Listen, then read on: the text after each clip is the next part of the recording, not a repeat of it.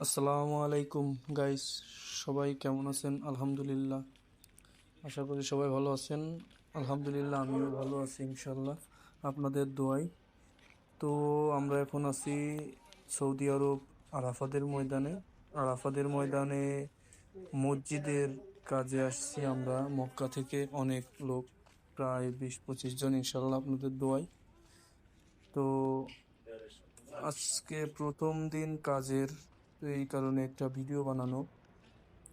এখনও হাজি আসা শুরু করেনি, এই কারণে সব কিছু ফাঁকা, নীরব, নিস্তব্ধ। হাজি আসলে অবশ্যই নতুন ভিডিও আপনাদের মাঝে দেওয়া হবে। নতুন ভিডিওর জন্য সাবস্ক্রাইব করে নোটিফিকেশন অল দিয়ে রাখবেন নতুন ভিডিও দেখার জন্য।